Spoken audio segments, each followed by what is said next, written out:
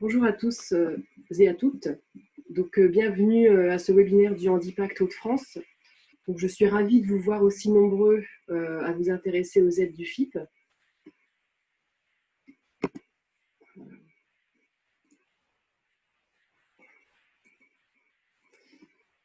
L'objectif de ce webinaire est de vous présenter les principes du catalogue des aides, le détail des aides et comment déposer une aide sur la plateforme si vous êtes amené à accompagner un employeur public. Donc, comme je vous le disais, vous avez un petit chat où vous pouvez, tout au long de la présentation, réagir, poser vos questions. Voilà, très bien. Donc, nous allons commencer par les principes du catalogue des aides. Donc, les idées directrices. Donc, le FIP intervient en fait en complémentarité des dispositifs de droit commun, comme la Sécu, les mutuelles, la PCH, etc. Les aides proposées par le FIP ne sont pas accessibles de droit aux employeurs publics. Le FIP, effectivement, se réserve le droit d'accorder ou non la prise en charge d'une aide. Donc, le FIP prend en charge uniquement le surcoût lié à la situation de handicap de l'agent. L'absence ou le refus de prise en charge du FIP ne dispense pas l'employeur de son obligation d'aménagement de poste. Voilà. Et donc, les aides du FIP sont accordées sous réserve des évolutions du droit commun et de la loi. Donc, les aides du FIP en fait, sont regroupées dans un catalogue des aides accessibles sur le site internet du FIP. Je vous l'adresserai suite à la présentation si vous ne le connaissez pas encore. Les demandes d'aide inférieures à 200 € ne sont pas prises en charge. Donc en fait, prenons l'exemple d'un aménagement de poste de travail. Si vous avez une demande d'aide uniquement pour une souris qui coûterait 50 €, ça ne pourra pas être pris en charge. Mais si vous demandez une aide pour l'ensemble du poste de travail, donc qui comprendrait la souris, le porte-document, etc., et que ce package coûte plus que 200 €, ça pourra être pris en charge. Donc, il existe un plafond annuel pour les employeurs qui ne sont pas conventionnés avec le FIP qui est de 40 000 €. Auparavant, avant 2019, nous étions sur 100 000 € sur 3 ans, ceux qui ont connu ce principe. Maintenant, on est sur 40 000 € par an. Ça peut aller très vite, surtout si l'employeur met en place plusieurs contrats d'apprentissage. Si l'employeur a atteint ce plafond, il faut qu'il contacte la directrice territoriale du FIP, qui est Isabelle Chavot. Je pourrais vous communiquer ses coordonnées si vous en avez besoin. Donc, les demandes d'aide peuvent se faire soit sur devis, le montant doit être supérieur à 1 200 € et l'accord est donné pour une durée de 2 mois, ou bien sûr directement sur facture, obligatoire pour les agents en CDD de moins d'1 an, en CAE, CUI, et pour les stagiaires, ça se fait dès le début de leur contrat.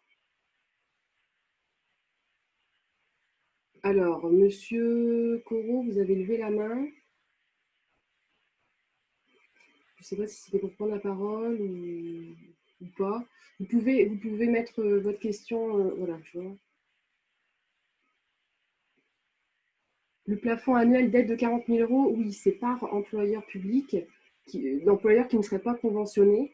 Donc, par exemple, toutes les petites communes de la fonction publique territoriale qui sont affiliées au centre de gestion, chaque commune a un plafond de 40 000 €.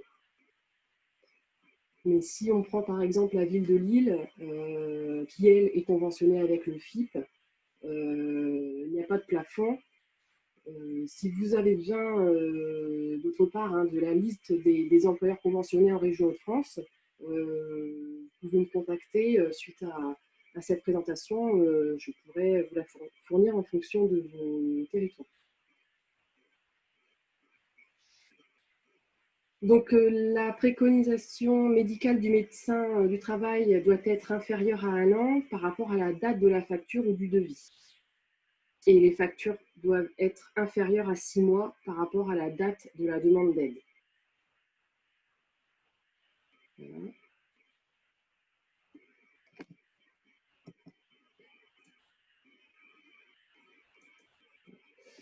Donc, qui sont les bénéficiaires des aides? Donc, ce sont bien entendu les BEE, les agents inaptes et ou en cours de reclassement, les agents aptes avec restriction, donc pour les aides aux aménagements de poste.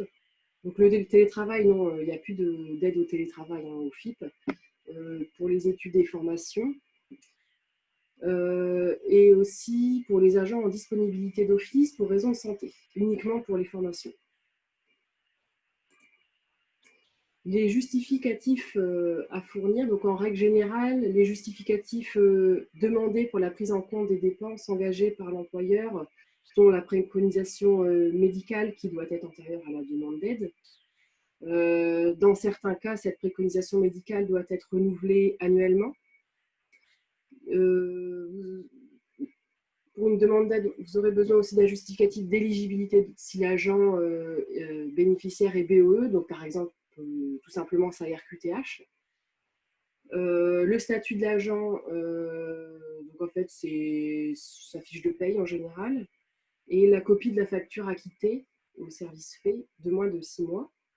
Pour certaines aides, il est demandé des pièces complémentaires obligatoires, comme par exemple un état faisant un tableau, comme vous le voyez juste à côté, un état faisant apparaître le surcoût lié à la compensation de handicap, ou bien une étude ergonomique pour les aménagements spécifiques quand le montant de l'aménagement est supérieur à 7 500 €. Le procès verbal du comité médical en cas de reclassement et le certificat de présence pour les auxiliaires de vie professionnelle. Donc, les modèles de documents utiles à l'instruction des demandes sont disponibles sur le site du FIP. Donc, je vous ai mis l'adresse où vous pouvez retrouver, par exemple, le tableau pour calculer le surcoût et d'autres documents en fonction des aides demandées.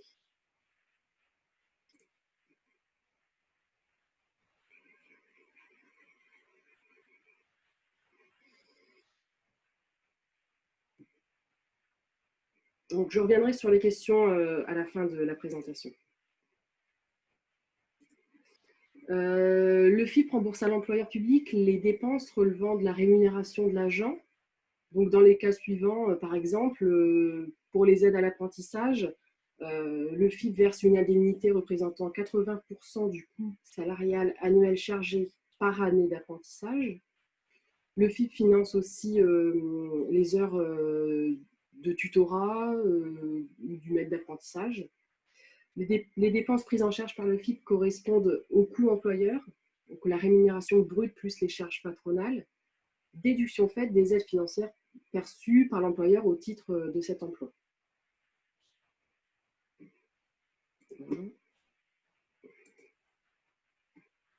Donc, les dépenses sont plafonnées, il s'agit de dépenses réelles. Donc, le plafond fixé soit par un forfait, exemple le plafond d'un aménagement de poste est de 10 000 €, soit par référence à une autre valeur. Donc, pour la masse salariale de l'agent, le plafond est le 10e échelon d'un attaché principal d'administration. Donc, je ne pourrais pas vous dire exactement à ce que ça correspond, mais c'est un échelon assez intéressant au niveau du traitement de salaire. Le plafond, ou bien le plafond horaire de la PCH, qui est de 17,77 €.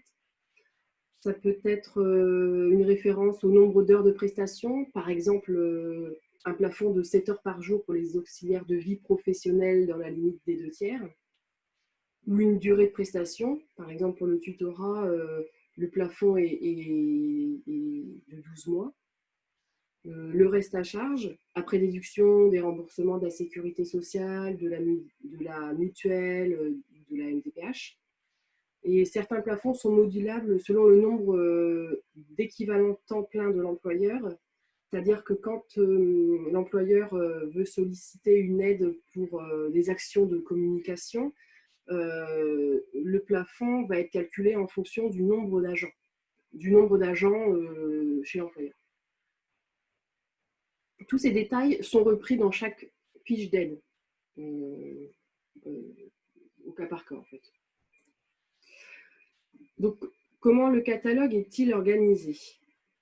Donc, il y a 3 objectifs qui regroupent 10 thématiques. Donc,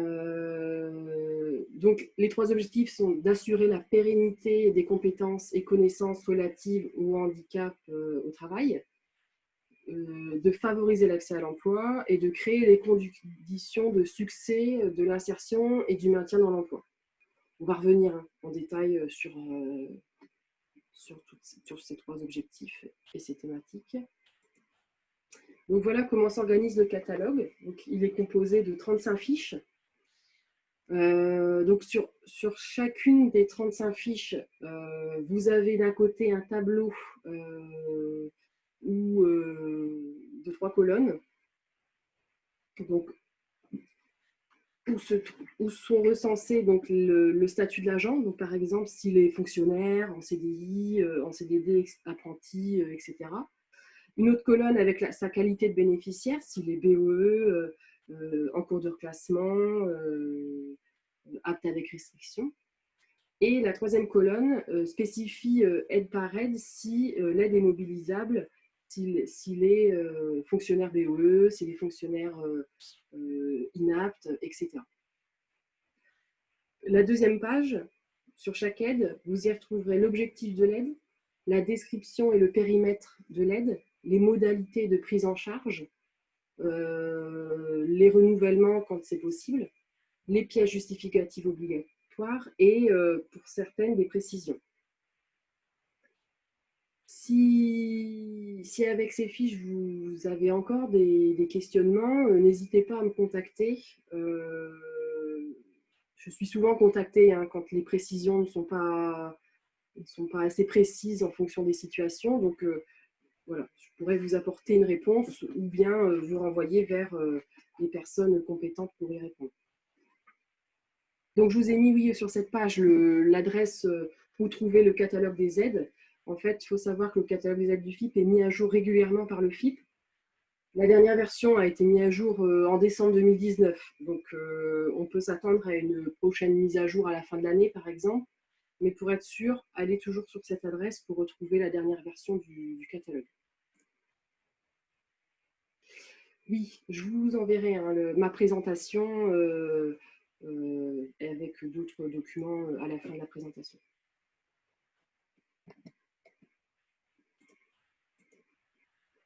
Alors, pour rentrer dans le détail des aides, voilà, donc on a plusieurs aides. Des aides pour favoriser l'accès aux aides destinées à améliorer les conditions de vie personnelle et professionnelle des personnes en situation de handicap. Donc, quand on tombe par personnel, c'est les conditions de vie personnelles de l'agent chez l'employeur. Mais ça peut aussi concerner, par exemple, si on prend l'exemple des prothèses, ces exemples d'aide, les prothèses auditives, les autres prothèses et orthèses, le fauteuil roulant, ce sont des aides qui sont financées pour l'agent. C'est-à-dire que l'agent va utiliser ses prothèses auditives chez l'employeur, mais peut aussi repartir le soir après son travail avec ses prothèses auditives. Il ne doit pas les laisser chez l'employeur. Bon, ça va de soi, mais ça va mieux en le disant. Donc, il y a aussi des aides pour les chèques emploi-service universel et des aides au déménagement. Bon, l'aide la plus sollicitée dans le catalogue des aides, je pense qu'à la GFIP, c'est pareil, c'est vraiment l'aide aux prothèses auditives. On a des aides aussi pour améliorer les conditions de transport, donc des aides pour le transport adapté domicile-travail, une autre aide pour le transport adapté dans le cadre des activités professionnelles et une aide d'aménagement du véhicule personnel. Donc vous retrouverez aussi des aides pour recruter un collaborateur en situation de handicap, donc des aides à l'accompagnement socio-pédagogique. Ça peut être, entre autres, une aide qui peut être sollicitée dans le cas de contrats d'apprentissage, par exemple. Il y a aussi des aides, des indemnités d'apprentissage, une aide financière pour l'apprenti. Donc, à chaque fois, pour rappel, seul l'employeur peut décider s'il souhaite faire une demande d'aide ou pas au FIP. C'est-à-dire que l'employeur n'est pas obligé de demander cette aide financière pour l'apprenti. Voilà. Bon, la plupart le font, hein, je vous rassure, mais ça peut arriver qu'un employeur ne souhaite pas verser d'aide financière à son apprenti. Des aides à prime d'insertion suite à un contrat d'apprentissage, une prime d'insertion suite à un contrat CUI, CAE, PEC ou emploi d'avenir, et une aide pour les indemnités de stage. On a des aides à l'aménagement de postes de travail pour les personnes en situation de handicap, des aides pour financer des études ergonomiques de poste et analyse de la situation de travail, des aides à l'aménagement de l'environnement de travail. Donc, comme je l'ai dit tout à l'heure, l'aide au télétravail n'existe plus depuis le début de l'année. On a aussi des aides pour financer des auxiliaires dans le cadre des actes quotidiens de la vie professionnelle, par exemple les actes pour manger, pour aller aux toilettes, par exemple. On a aussi des aides pour financer les auxiliaires dans le cadre des activités professionnelles. Il faut bien distinguer les deux. Des aides au tutorat, des aides aux interprètes en langue des signes, codeurs, translecteurs, visio-interprétation en LSF. Et il y a aussi un dispositif d'accompagnement pour l'emploi des personnes en situation de handicap.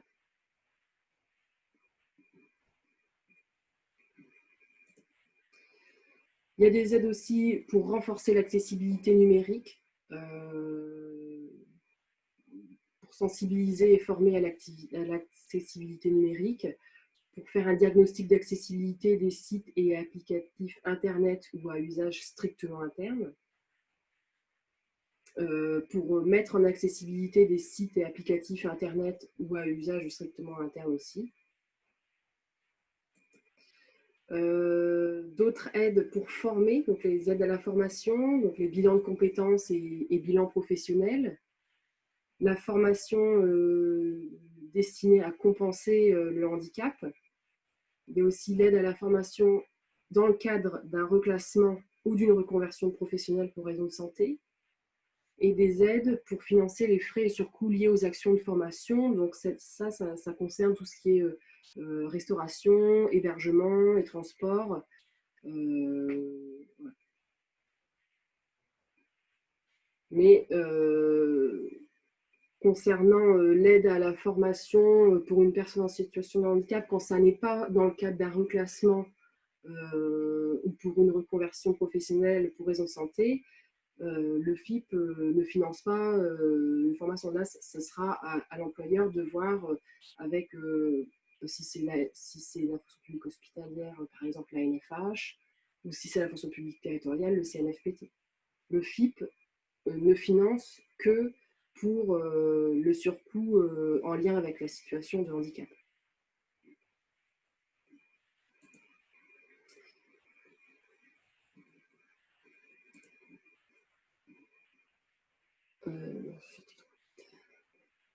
Ensuite, il y a des aides pour informer, sensibiliser et former les collaborateurs.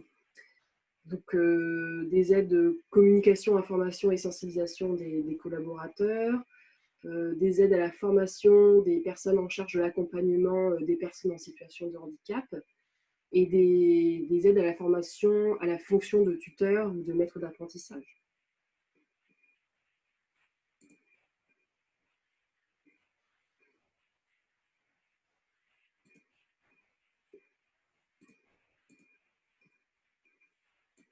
Voilà. Donc, je vous ai fait un petit tuto pour vous expliquer, ou au moins pour vous visualiser comment un employeur doit déposer une aide sur la plateforme. Je ne sais pas si ça vous arrive souvent hein, de devoir accompagner un employeur public, parce que contrairement à la GFIP, c'est l'employeur lui-même hein, qui doit faire sa demande d'aide. À la rigueur, pour les employeurs de la fonction publique territoriale, ils peuvent se faire aider quand ils y sont affiliés au centre de gestion. Voilà. Donc, pour faire une demande d'aide sur la plateforme e-service du FIP, donc il faut en amont s'assurer que toutes les pièces justificatives sont bien présentes, enfin, regroupées pour pouvoir les déposer sur la plateforme. Donc en fait, il faut directement aller sur le site du FIP. Il y a une rubrique services en ligne. Si l'employeur est inscrit, il clique sur le site de la Caisse des dépôts et il s'identifie avec ses identifiants et ses codes confidentiels. Ce sont les mêmes que les identifiants et codes confidentiels que leur DOETH, déclaration d'obligation d'emploi. En cas de difficulté de connexion, ils ont toujours la possibilité de contacter la hotline, qui est une hotline spécifique. Ensuite, s'ils ne sont pas inscrits sur la plateforme, ils peuvent faire une demande d'inscription en ligne et suivre le processus d'inscription.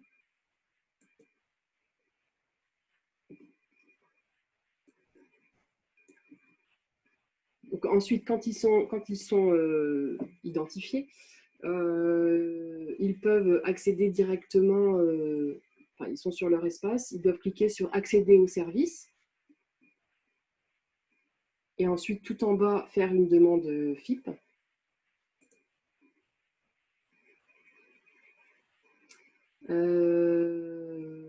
Donc là, ils arrivent sur la plateforme. Ils ont différents renseignements à compléter. Si les dossiers sont incomplets, ce sera classé sans suite. C'est pour ça qu'il vaut mieux en amont s'assurer que toutes les pièces sont regroupées. Après avoir lu les avertissements relatifs à la saisie, ils peuvent cliquer sur « Continuer ». Ensuite, ils ont encore différentes données à remplir. Donc, il y a le numéro de BCR, le numéro de contrat, le numéro de SIRET, l'adresse. Voilà. L'effectif total rémunéré au 1er janvier. Ces informations seront notamment utilisées dans le cadre des échanges avec le FIP. Voilà. Ensuite, ils peuvent cliquer sur « Ajouter une aide ». Et donc, c'est à ce moment-là où ils vont devoir remplir tous les éléments relatifs à leur demande d'aide et à l'agent concerné. Donc, ils doivent saisir le montant de l'aide demandée, donc, sur le numéro 1 en haut à gauche de l'écran. Saisir le nombre de bénéficiaires concernés par l'aide. Oui, en effet, enfin, si c'est une formation collective, par exemple, doivent saisir le nombre de participants. Pour toutes les prestations individualisées, comme par exemple une demande d'aide de prothèse auditive, ils cliqueront sur une personne concernée. Ensuite, ils doivent sélectionner l'aide demandée, donc au numéro 3 dans la liste déroulante. Les aides sont classées par ordre alphabétique, selon l'intitulé figurant dans le catalogue des interventions. Ensuite, ils doivent remplir le descriptif de l'aide demandée, la nature de la compensation et les bénéfices attendus. Sur le numéro 5, ils doivent sélectionner le statut du bénéficiaire dans la liste déroulante, tel qu'il ressort dans le catalogue des interventions, VOE, en cours de reclassement, acte avec restriction, etc. Si l'aide ne concerne pas une personne particulière, l'employeur doit sélectionner la valeur non individualisée. Ensuite, il doit sélectionner la qualité du bénéficiaire de l'aide dans la liste déroulante, telle qu'elle ressort aussi du catalogue des interventions. Si l'aide n'est pas individualisée, pareil, il doit sélectionner la valeur non individualisée. Puis cliquer sur la page suivante. L'écran rappelle alors les pièces justificatives à fournir et l'adresse de messagerie où les envoyer. Donc, les pièces doivent être adressées à pièces-justificative-FIP@caisse-des-dépôts.fr. Ensuite, il doit valider la demande, ne pas oublier les références de paiement.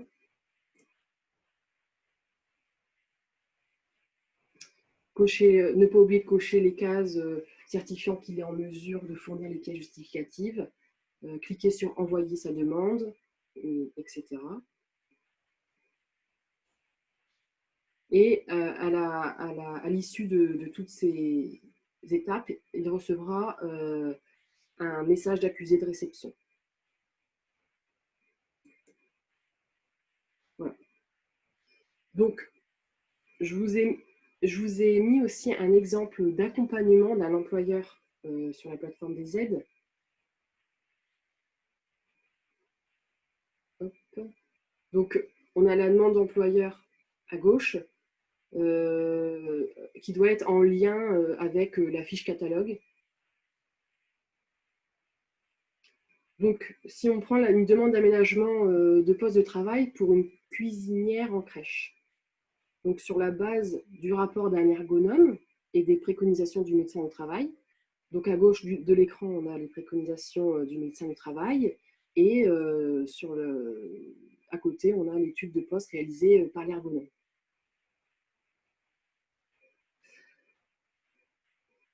Donc, la demande d'aménagement du poste de la cuisinière en crèche va regrouper différents matériels. Donc, une table de prélavage, un lave-vaisselle à capot, un suppresseur et surchauffeur de lave-vaisselle, une table d'égouttage, un chariot dessert, une table murale avec crédence et un marchepied de sécurité. Le coût total est de 13 706 €. La part du FIP est de 10 965 € sollicités par l'employeur. Donc, attention, là, l'employeur n'a pas respecté le plafond de l'aide qui est de 10 000 € pour 3 ans. Bon. Ensuite, comme le coût est supérieur à 7 500 €, on fait un état du surcoût lié, enfin, l'employeur doit remplir un tableau de l'état du surcoût lié à la compensation du handicap avec étude ergonomique. Donc, de la sollicitation des aides de droit commun avant de solliciter une aide du FIP et de l'application des surcoûts du poste de travail lié à la compensation du handicap de l'agent. Donc, du fait de l'utilisation des matériels sollicités par d'autres agents de la cantine que l'agent concerné, de la non prise en charge de certains matériels, comme par exemple le surpresseur et surchauffeur de la vaisselle, qui ne sont pas considérés comme de la compensation du handicap, par l'existence déjà d'un lave-vaisselle qui a été acheté en 2004, par la notion de gain de productivité, du nouveau matériel acheté plus performant, le taux de compensation du handicap retenu est de 10% et non de 80%, comme l'a sollicité l'employeur. Donc le montant de l'aide retenue par le FIP est de 1 302 € et pas de 13 700 et pas de 10 965 € comme l'avait demandé l'employeur. Voilà. Voilà à quoi sert en gros le tableau pour calculer le surcoût lié à la compensation du handicap. Voilà, bon.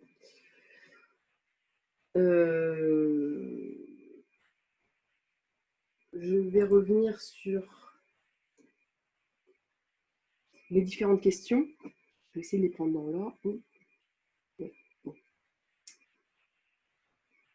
Je vais essayer de les reprendre dans l'ordre. Voilà. Et toutes les réponses aux questions seront réécrites dans une foire aux questions qui vous sera aussi envoyée en même temps que le support. Alors,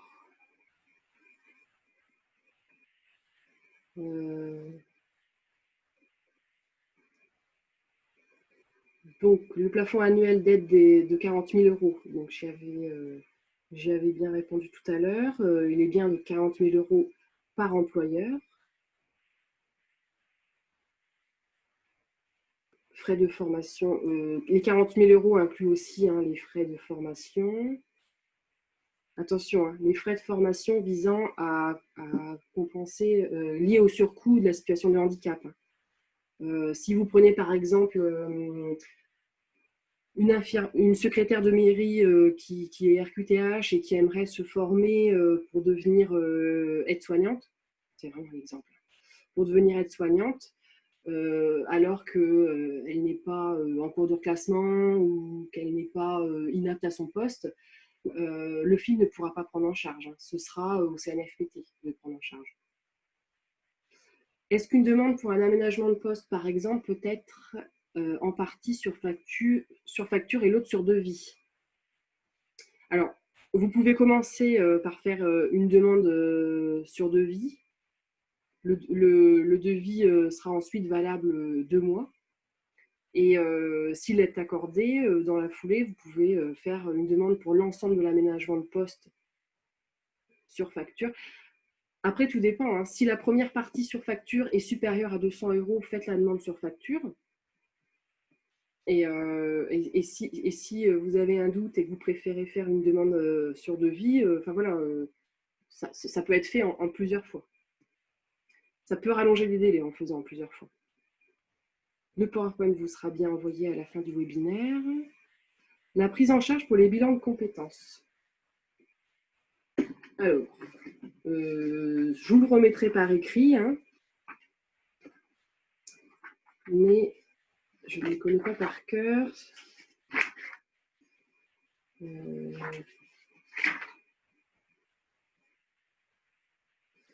dans la partie formation.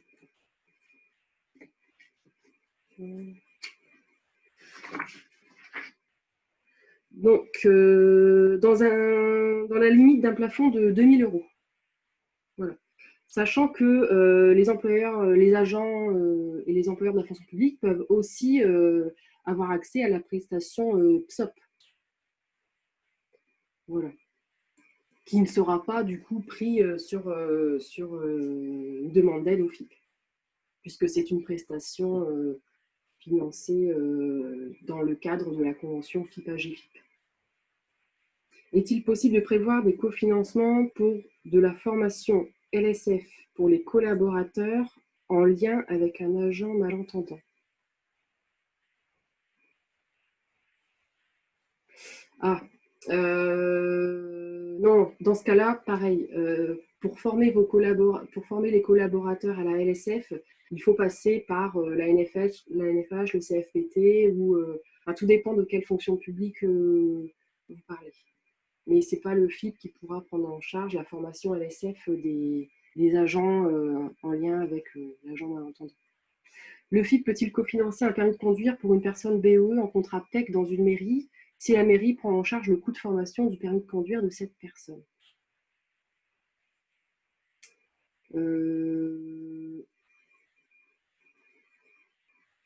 Ça, je vais me renseigner. Il y avait quelque chose là-dessus qui avait été écrit. Il faut que je vois si c'est encore possible. Bon, je reviendrai vers vous hein, pour la question du permis de conduire. Dans le tableau de calcul pour l'aménagement, il n'existe pas de colonne pour indiquer le matériel actuel en place et donc calculer sur ce coût doit-il également être calculé dans ce cadre? Si oui, comment devons-nous procéder pour le faire apparaître clairement? Devons-nous utiliser la case renouvellement de matériel et traduire ce surcoût en pourcentage? Bon, ça pareil pour le tableau de calcul pour l'aménagement, je vais voir ça avec la directrice territoriale pour savoir si elle a des précisions à apporter par rapport au FIP. Voilà, donc je vais vous partager.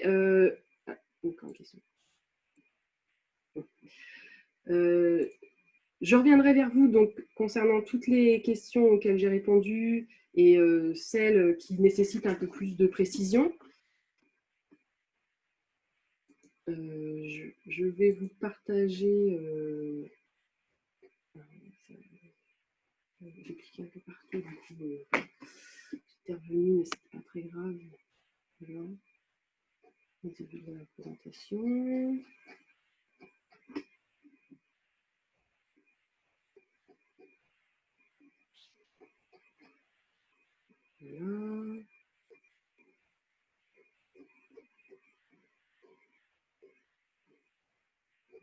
Voilà. Donc, je vais vous partager un petit sondage, voilà, qui est anonyme. Il n'y a que 2 questions. Vous pouvez y répondre. Voilà, normalement, il est lancé. Donc, quelle est votre satisfaction globale du webinaire d'aujourd'hui ou des 2 modules si vous avez suivi celui de lundi dernier? Et est-ce que ces informations vont vous permettre de faire évoluer vos pratiques quand vous êtes en contact avec un employeur public?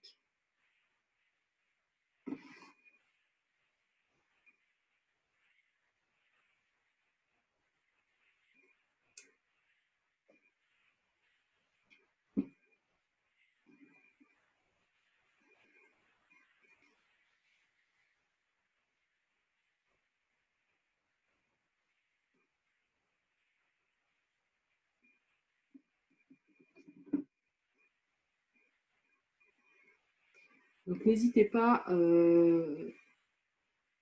si vous avez des questions en particulier, à revenir vers moi par mail.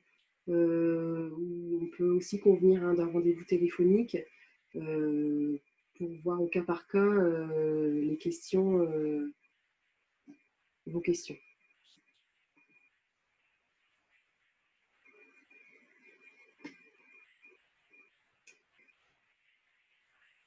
Alors, je reviens sur les questions qui arrivent en parallèle. Concernant l'aide financière dans le cadre d'un contrat d'apprentissage, non, il n'y a pas de nombre limité de bénéficiaires. En fait, la limite, ce sera pour les employeurs qui ne sont pas conventionnés, la limite des 40 000 € par an. Si un employeur souhaite prendre davantage de contrats d'apprentissage, il doit prendre contact avec la directrice territoriale pour mettre en place une convention qui lui permettrait d'augmenter ce plafond pour pouvoir avoir plus d'aide pour l'apprentissage. Et les délais de traitement actuellement, oui, je ne les connais pas. Si ça avait été un peu retardé à cause du Covid, ça devrait revenir à la normale pendant l'été ou juste après l'été. Il y a eu des délais de rallonger pour permettre la prise en compte de chaque année. Sinon, en général, ça peut être 3 mois. Si le dossier est complet, ça va toujours plus vite.